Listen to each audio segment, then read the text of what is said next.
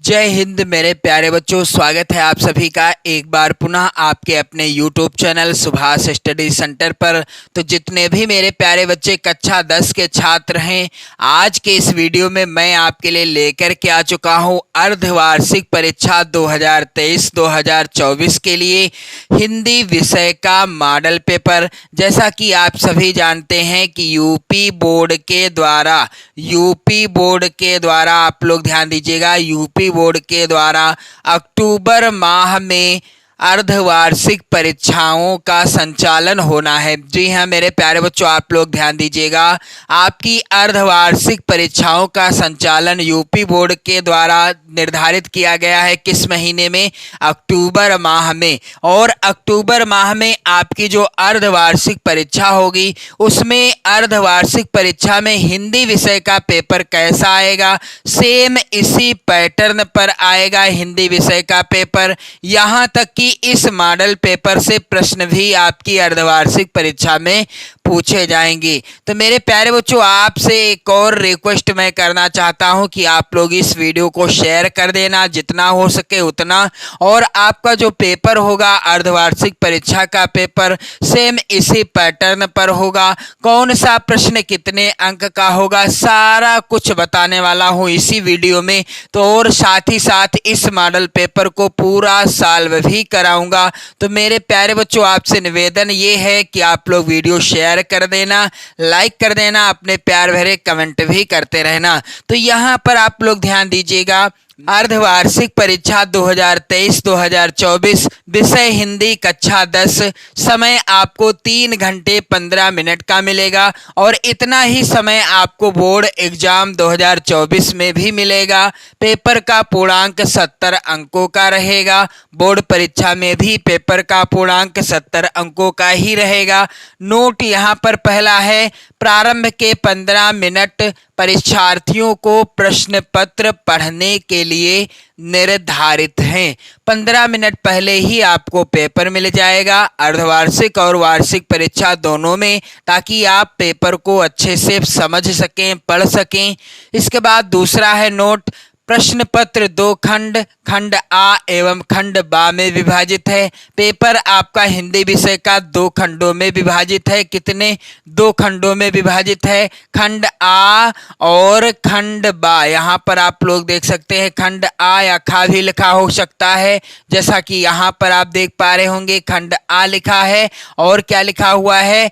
खंड बा लिखा है। खंड आ और खंड बा। तो खंड आ में 20 अंक के 20 बहुविकल्पी प्रश्न होंगे। प्रत्येक प्रश्न 1 नंबर का होगा। यदि आपसे ये 20 प्रश्न सही हो जाते हैं, इनका आंसर आप सही तरीके से OMR शीट में फिल कर देते हो, तो आपके ये 20 नंबर बिल्कुल पक्के हो जाएंगे। क्योंकि ये जो प्रश्न आते हैं, इनमें जब आप सॉल्व करते हैं OMR शीट पर, तो यदि आपने सही तरीके से भरा है तो राइटिंग वगैरह के नंबर नहीं कटते, यानी 20 नंबर आपके पूरे पूरे पक्के हो जाते हैं। मेरे प्यारे बच्चों, खंड बा यहाँ पर आप लोग ध्यान देंगे 50 नंबर का होगा, जिसमें 50 नंबर के प्रश्न आएंगे, वर्णनात्मक प्रश्न होंगे। इन प्रश्नों का उत्तर आपको अपनी उत्तर पुस्तिका यानी कॉपी पर लिखना होगा। प्रत्येक प्रश्न के सम्मुख अंक दिए गए हैं। मेरे प्यारे बच्चों, यहाँ पर आप देखेंगे खंड आ के अंतर्गत बहुविकल्पी प्रश्न 20 अंक का है खंड आ। और यहाँ पर जो प्रश्न हैं सभी वेरी वेरी इंपॉर्टेंट हैं आपकी अर्धवार्षिक परीक्षा के लिए, और साथ ही साथ आपकी बोर्ड परीक्षा 2024 के लिए भी। मेरे प्यारे बच्चों, पहला प्रश्न है, यहाँ पर आप लोग ध्यान देंगे, उपन्यास भूले विसरे चित्र के लेखक कौन हैं? तो उत्तर क्या होगा? उपन्यास। यदि प्रश्न आता है भूले विसरे चित्र किस विधा पर आधारित रचना है, तो उपन्यास विधा पर आधारित रचना है। और इसके लेखक कौन है मेरे प्यारे बच्चों? भगवती चरण वर्मा जी हैं। प्रश्न संख्या यहाँ पर दूसरा है, सूरज का सातवां घोड़ा। वेरी इंपॉर्टेंट प्रश्न है और कई बार बोर्ड परीक्षाओं में भी यह प्रश्न पूछा जा चुका है। सूरज का सातवां घोड़ा हिंदी साहित्य की कौन सी विधा पर आधारित रचना है? तो सूरज का सातवां घोड़ा हिंदी साहित्य की उपन्यास विधा पर, आप लोग ध्यान दीजिएगा, उपन्यास विधा पर आधारित रचना है। और यह किसकी रचना है मेरे प्यारे बच्चों? सूरज का सातवां घोड़ा धर्मधीर भारती। आप लोग ध्यान देंगे, सूरज का सातवां घोड़ा धर्मधीर भारती जी की रचना है। मेरे प्यारे बच्चों अगला प्रश्न है, शुक्लोत्तर युग के प्रमुख कहानीकार हैं? दिए गए विकल्पों में से इलाचंद्र जोशी और मोहन राकेश, ये दोनों ही लेखक हैं शुक्लोत्तर युग के प्रमुख कहानीकार। तो विकल्प का वाखा दोनों वाला ऑप्शन सही हो जाएगा। प्रश्न संख्या 4 है मेरे प्यारे बच्चों, आधुनिक काल की समय अवधि क्या है? तो सन 1843 ईस्वी से वर्तमान तक का जो समय है यह आधुनिक काल के अंतर्गत आता है। प्रश्न संख्या 5 है मेरे प्यारे बच्चों, त्याग पत्र किस विधा की रचना है? आप सभी लोग इन प्रश्नों को जरूर तैयार कर लेना। सभी महत्वपूर्ण प्रश्नों को इस मॉडल पेपर में मैंने शामिल किया है। तो त्याग पत्र किस विधा की रचना है, यहाँ पर आप लोग ध्यान देंगे, यहाँ पर उत्तर क्या हो जाएगा? त्याग पत्र उपन्यास विधा पर आधारित रचना है। और इसके लेखक कौन हैं? तो मेरे प्यारे बच्चों आप लोग ध्यान देंगे, त्याग पत्र उपन्यास के लेखक हैं जैनेन्द्र कुमार जी। त्याग पत्र उपन्यास के लेखक कौन हैं? जैनेन्द्र कुमार जी हैं। अगला प्रश्न है मेरे प्यारे बच्चों, रसखान किस काल की किस शाखा के कवि हैं? तो कविवर रसखान किस काल की किस शाखा के कवि हैं? यहाँ पर उत्तर क्या होगा मेरे प्यारे बच्चों? कविवर रसखान जो हैं रीति काल की कृष्ण भक्ति शाखा के कवि हैं। किस काल की? रीति काल की कृष्ण भक्ति शाखा के कवि हैं। और मेरे प्यारे बच्चों आप लोग ध्यान देंगे, कविवर रसखान के द्वारा रचित आपकी पाठ्य पुस्तक में जितने भी सवैये हैं और कवित्व है सभी को मैंने पढ़ा दिया है। यदि आप वीडियो देखना चाहते हो तो आप चैनल की प्लेलिस्ट में जाकर देख लीजिएगा। प्रश्न संख्या 7 है मेरे प्यारे बच्चों, वेरी इंपॉर्टेंट है, छायावादी युग के प्रमुख लेखक हैं? दिए गए विकल्पों में से सही उत्तर क्या हो जाएगा? जयशंकर प्रसाद। और मैं आपको बताना चाहता हूं छायावादी युग के 4 प्रमुख स्तंभ लेखकों को याद करने की ट्रिक। जी हाँ मेरे प्यारे बच्चों, 4 प्रमुख स्तंभ लेखकों के नाम याद करने की एक धांसू ट्रिक बताने वाला हूं। यहाँ पर आप लोग ध्यान देंगे, इस ट्रिक को आप जीवन भर याद रखेंगे और आपसे कभी भी गलती नहीं होगी। प्रसाद पंत निराला देवी, आप लोग ध्यान देंगे, प्रसाद पंत निराला देवी, ये एक छोटी सी ट्रिक है। इसे यदि आप याद करके रखेंगे तो आप छायावादी युग के 4 प्रमुख स्तंभ लेखकों का नाम आसानी से याद कर पाएंगे। प्रसाद से क्या होगा मेरे प्यारे बच्चों? जयशंकर प्रसाद हो जाएगा, जयशंकर प्रसाद हो जाएगा।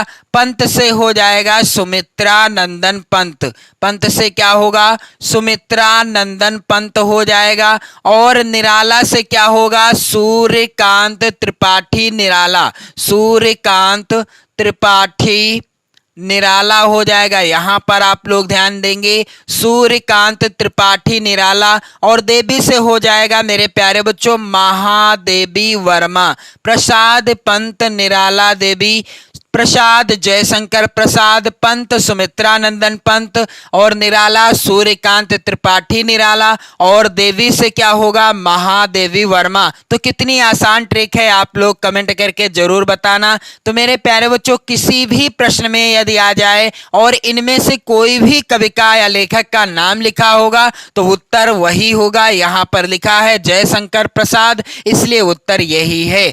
अगला प्रश्न संख्या 8 है, द्विवेदी युग की कालावधि क्या है? तो सन 1900 ईस्वी से 1918 ईस्वी तक का समय द्विवेदी युग की कालावधि के अंतर्गत आता है। अगला प्रश्न है, अद्भुत आलाप के कवि कौन हैं? तो महावीर प्रसाद द्विवेदी जी के द्वारा रचित है अद्भुत आलाप रचना।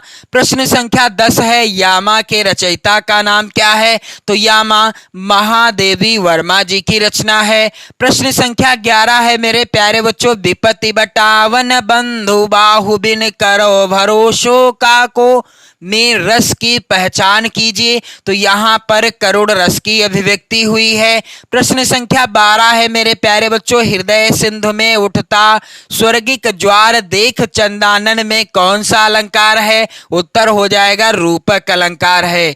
प्रश्न संख्या 13 है यहाँ पर, सुनत सुमंगल बैन मन प्रमोद तन पुलक भर शरद सरोरुह नयन तुलसी भरे स्नेह जल। इन पंक्तियों के दूसरे और चौथे चरण में कितनी मात्राएं हैं? तो मैंने आपको बताया है कि सोरठा छंद जो होता है, सोरठा छंद का जो पहला चरण होता है उसमें 11 मात्राएं होती हैं, तीसरा चरण जो होता है उसमें भी 11 मात्राएं होती हैं, लेकिन जो दूसरा चरण और जो चौथा चरण होता है उसमें 13 मात्राएं होती हैं। तो यहाँ पर उत्तर क्या होगा मेरे प्यारे बच्चों? 13 हो जाएगा, क्योंकि प्रश्न है इन पंक्तियों के दूसरे और चौथे चरण में कितनी मात्राएं हैं? 13 मात्राएं हैं। प्रश्न संख्या 14 है, अध्यक्ष शब्द में प्रयुक्त उपसर्ग लगा है, कौन सा उपसर्ग है? अधि उपसर्ग है।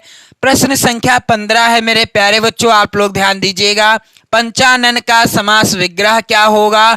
5 सिरों का समाहार हो जाएगा, राइट आंसर। इसके बाद मेरे प्यारे बच्चों प्रश्न संख्या 16 है, यहाँ पर सुहाग शब्द का तत्सम क्या होगा? तो सुहाग शब्द का सौभाग्य हो जाएगा तत्सम। और प्रश्न संख्या 17 है, युष्माभि रूप है युष्मद शब्द का तृतीया विभक्ति, कौन सी विभक्ति? तृतीया विभक्ति हो जाएगा और बहुवचन का रूप होगा। यहाँ पर पहला ही विकल्प सही है। प्रश्न संख्या 18 वेरी इंपॉर्टेंट है, निम्नलिखित में मिश्र वाक्य कौन सा है? तो यहाँ पर उत्तर क्या हो जाएगा? आप लोग ध्यान दीजिएगा, यहाँ पर जो चौथा वाला विकल्प है, जो झूठ बोलते हैं उन पर विश्वास मत करो। और ये बात 100% सत्य भी है, क्योंकि जो झूठ बोलता है वह हमारे विश्वास के काबिल ही नहीं है, उस पर हमें कतई विश्वास करना ही नहीं चाहिए। तो जो झूठ बोलते हैं उन पर विश्वास मत करो। यह वाक्य कैसा वाक्य है? मिश्र वाक्य है, यानी मिश्रित वाक्य है। प्रश्न संख्या 19 है मेरे प्यारे बच्चों, यहाँ पर ये जो प्रश्न आए हैं यही बदल चुके हैं इस बार, यानी पैटर्न थोड़ा सा बदला हुआ है पेपर का, और ऐसा ही पैटर्न रहेगा आपकी बोर्ड परीक्षा में पेपर का। तो मेरे प्यारे बच्चों यहाँ पर आप ध्यान देंगे, वेरी इंपॉर्टेंट है मॉडल पेपर, आप जरूर देखिएगा पूरा वीडियो। अध्यापक द्वारा कक्षा का जायजा लिया गया, वाक्य में प्रयुक्त वाच्य कौन सा है? तो उत्तर क्या हो जाएगा? इस प्रश्न का उत्तर हो जाएगा कर्मवाच्य। प्रश्न संख्या 20 है, मन की कोमलता अक्सर चोट रखा जाती है में पद परिचय क्या होगा? तो उत्तर क्या हो जाएगा? यहां पर आप लोग ध्यान देंगे, भाववाचक, संज्ञा, स्त्रीलिंग, एक वचन और कर्म कारक। यहां पर आप देखेंगे दूसरा ही विकल्प सही है। इसके बाद खंड बा आएगा 50 नंबर का, और इसमें मेरे प्यारे बच्चों यहां पर 2 गद्यांश दिए होंगे, दोनों गद्यांशों के नीचे 3 प्रश्न दिए होंगे। आपको किसी एक गद्यांश के नीचे दिए गए 3 प्रश्नों का उत्तर देना है, 6 नंबर आपको मिलेंगे। तो यहां पर आप देखेंगे पहला गद्यांश है, ऐसे निबंधों की सबसे बड़ी विशेषता यह है कि वह मन की स्वच्छंद रचनाएं हैं। अब इसमें पहला प्रश्न है, प्रस्तुत गद्यांश का संदर्भ लिखिए। तो यह किस पाठ से लिया गया है मेरे प्यारे बच्चों? आप लोग ध्यान देंगे यहां पर क्या लिखूं, यहां पर आप लोग ध्यान देंगे क्या लिखूं पाठ से यह गद्यांश लिया गया है। और मेरे प्यारे बच्चों आप लोग ध्यान देंगे इस पाठ के लेखक हैं पदुमलाल पुन्नालाल बख्शी, पदुमलाल पुन्नालाल यहाँ पर होगा मेरे प्यारे बच्चों बख्शी, यहाँ पर आप लोग ध्यान दीजिएगा। तो यह गद्यांश है क्या लिखूं पाठ से, और इस पाठ के लेखक हैं पद्मलाल पुन्नालाल बख्शी। दूसरा प्रश्न है रेखांकित अंशों की व्याख्या कीजिए। तो गद्यांश के अंतर्गत जो भी अंश रेखांकित होगा उसी की व्याख्या करनी है। तीसरा प्रश्न जो आएगा उसका उत्तर आपको गद्यांश में ही मिल जाएगा। अथवा में मेरे प्यारे बच्चों जो गद्यांश आया है, कुशंग का ज्वर सबसे भयानक होता है। चलिए मैं ये भी बता दूं किस पाठ से लिया गया है। वेरी इंपॉर्टेंट पाठ है जहां से हर साल गद्यांश पूछा जाता है, मित्रता शीर्षक पाठ। लेखक हैं मेरे प्यारे बच्चों इस पाठ के आचार्य रामचंद्र शुक्ल जी। तो इस पाठ के सभी गद्यांश महत्वपूर्ण हैं, आप लोग इस पाठ को अच्छे से पढ़िएगा। आचार्य रामचंद्र शुक्ल, यहाँ पर आप लोग ध्यान देंगे शुक्ल जी। और इसके बाद अगला प्रश्न है दिए गए पद्यांश पर आधारित 3 प्रश्नों का उत्तर दीजिए। तो यहाँ पर आप देखेंगे पद्यांश दिए हैं और आपको किसी एक पद्यांश के नीचे दिए गए 3 प्रश्नों का ही उत्तर करना है। 6 नंबर का प्रश्न पूछा जाएगा। पहला है पद्यांश पुरतैनिक सी रघुवीर वधु धरि धीर दये मग में डग द्वय। यह जो पद्यांश है, क्योंकि यहाँ पर पहला प्रश्न है, उपयुक्त पद्यांश का संदर्भ लिखिए। तो संदर्भ के अंतर्गत आपको पाठ और यानी शीर्षक का नाम और रचयिता का नाम लिखना होता है। तो यह जो लिया गया है वन पथ पर शीर्षक पाठ से, रचनाकार हैं गोस्वामी तुलसीदास जी। मेरे प्यारे बच्चों गोस्वामी तुलसीदास जी के द्वारा रचित है वन पथ पर शीर्षक पाठ। और यहाँ पर आप देखेंगे रेखांकित अंश की व्याख्या, तो जो रेखांकित अंश होगा उसी की व्याख्या करनी है। वैसे तो मैंने वन पथ पर शीर्षक पाठ पूरा पढ़ा दिया है, वीडियो आप चैनल की प्लेलिस्ट में जाकर देख लेना। अथवा में यहाँ पर आप देखेंगे अगला पद्यांश दिया गया है, मेरे जीवन का आज मूक तेरी छाया से हो मिलाप तन मेरी साधकता छूले मन ले करुणा की थाह नाप उर्मे पावस द्रग में बिहान। यह किस पाठ से रचित है? तो हिमालय से शीर्षक कविता से लिया गया है। यह प्रस्तुत पद्यांश महादेवी वर्मा जी के द्वारा रचित है। आप लोग ध्यान दीजिएगा, दोनों पद्यांशों का मैंने पाठ और रचनाकार का नाम बता दिया। इसके बाद मेरे प्यारे बच्चों अगला प्रश्न आएगा। प्रस्तुत यहाँ पर आप देखेंगे अगला प्रश्न है, दिए गए संस्कृत गद्यांशों में से या गद्यांश में से किसी एक का संदर्भ सहित हिंदी में अनुवाद कीजिए। तो यहाँ पर आप देखेंगे पहला जो संस्कृत का गद्यांश है, एकदा बहुआ जना धूमियानम रेलगाड़ी आरोहा नगरम प्रतिगच्छन्ति स्म। यह लिया गया है मेरे प्यारे बच्चों किस पाठ से? प्रबुद्धो ग्रामीणा शीर्षक पाठ से। किस पाठ से? प्रबुद्धो ग्रामीणा शीर्षक पाठ से लिया गया है। और मेरे प्यारे बच्चों अथवा में जो गद्यांश है, और ये प्रश्न आएगा कितने नंबर का? 5 नंबर का, और बोर्ड परीक्षा में भी 5 नंबर का ही पूछा जाएगा। इसके बाद मेरे प्यारे बच्चों आप लोग ध्यान दीजिएगा, अथवा में भी यहाँ पर संस्कृत खंड का ही पद्यांश नहीं है, गद्यांश है यह। तो गद्यांश जो है यह किस पाठ से है? विश्वस्य सृष्टा ईश्वरः एक एव इति भारतीय संस्कृते मूलम। यह जो है यहाँ पर गद्यांश यह लिया गया है भारतीय संस्कृति। आप लोग ध्यान देंगे, भारतीय संस्कृति शीर्षक पाठ से। और प्रश्न अगला है, दिए गए संस्कृत पद्यांश में से किसी एक का संदर्भ सहित हिंदी में अनुवाद कीजिए। 5 नंबर का यह भी प्रश्न आएगा, आपको किसी एक का ही संदर्भ और हिंदी अनुवाद लिखना होगा। सर्वे भवन्तु सुखिनः सर्वे सन्तु निरामया सर्वे भद्राणि पश्यन्तु माँ कश्चित् दुख भाग भवेत्।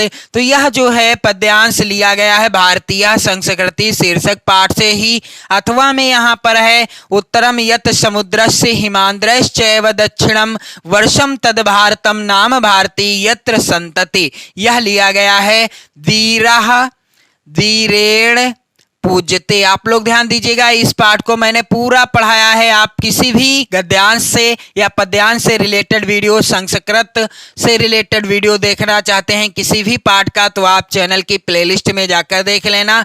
अगला प्रश्न संख्या 5 है, अपने पठित खंड काव्य के आधार पर निम्नलिखित प्रश्नों में से किसी एक का उत्तर दीजिए। 3 नंबर का प्रश्न आएगा और आप लोग कमेंट करके जरूर बताना कि आप जो है किस जिले से हैं, ताकि मैं आपको बता सकूं कि आप आपके जिले के लिए कौन सा खंड काव्य निर्धारित है। यहाँ पर आप देखेंगे प्रत्येक खंड काव्य से दो दो प्रश्न आए हुए हैं। जो भी खंड काव्य आपके जिले के लिए निर्धारित है, आप अपने जिले के अनुसार दिए गए खंड काव्य में से किसी एक प्रश्न का ही उत्तर देना है, क्योंकि दो प्रश्न आएंगे। यहाँ पर आप स्क्रीनशॉट भी ले सकते हो। प्रत्येक खंड काव्य से दो दो प्रश्न आए हुए हैं, किसी एक का उत्तर देना है और आपको 3 नंबर मिल जाएंगे।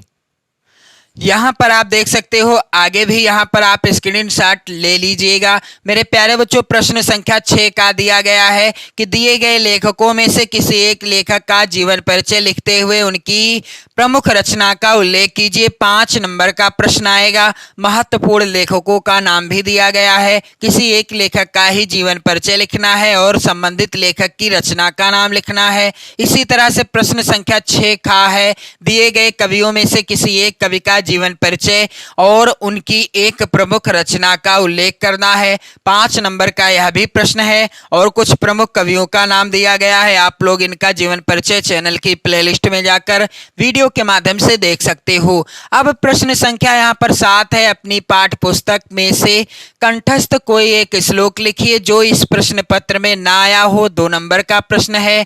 प्रश्न संख्या 8 है, निम्नलिखित प्रश्नों में से किन्हीं 2 प्रश्नों का उत्तर संस्कृत में दीजिए। तो यहाँ पर थोड़ा सा बदलाव हुआ है। पिछली बार यानी 2023 में जो संस्कृत के प्रश्न आए थे, 4 प्रश्न आए थे और 2 प्रश्नों का आंसर करना था। प्रत्येक प्रश्न 2 अंक का था, यानी 4 नंबर आपको मिलते। लेकिन इस बार एक प्रश्न का आंसर करने पर आपको 1 नंबर मिलेगा और दूसरे प्रश्न का उत्तर देने पर भी आपको 1 नंबर ही मिलेगा, यानी 2 नंबर का प्रश्न आया है यहाँ पर।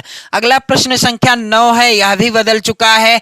निम्नलिखित में से किसी एक विषय पर निबंध लिखिए। स्वदेश प्रेम, नारी शिक्षा का महत्व, वर्षा ऋतु, देशाटन के लाभ। यहाँ पर आप देखेंगे 7 नंबर का प्रश्न आएगा इस बार। पिछली बार 2023 में 9 नंबर का आया था, लेकिन इस बार थोड़ा सा पैटर्न चेंज हुआ है, इसलिए यहाँ पर मैं चाहता हूँ कि आप नए पैटर्न पर आप तैयारी करो 2024 बोर्ड परीक्षा की। इसके बाद मेरे प्यारे बच्चों, प्रश्न संख्या 10 भी आएगा इस बार। आकस्मिक अवकाश हेतु अपने प्रधानाचार्य को एक पत्र लिखिए। यह प्रश्न आएगा 4 नंबर का।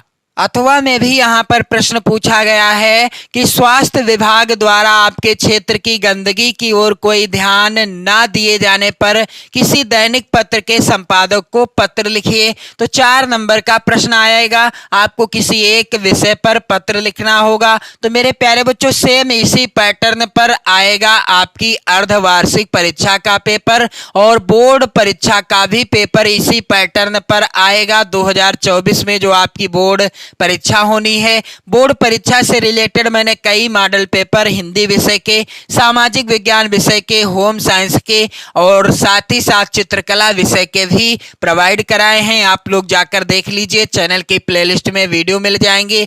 तो आप लोग वीडियो शेयर कर दें, लाइक कर दें। पढ़ते रहें, मस्त रहें, स्वस्थ रहें, अपना और अपने परिवारजनों का हमेशा ध्यान भी रखते रहें। जय हिंद।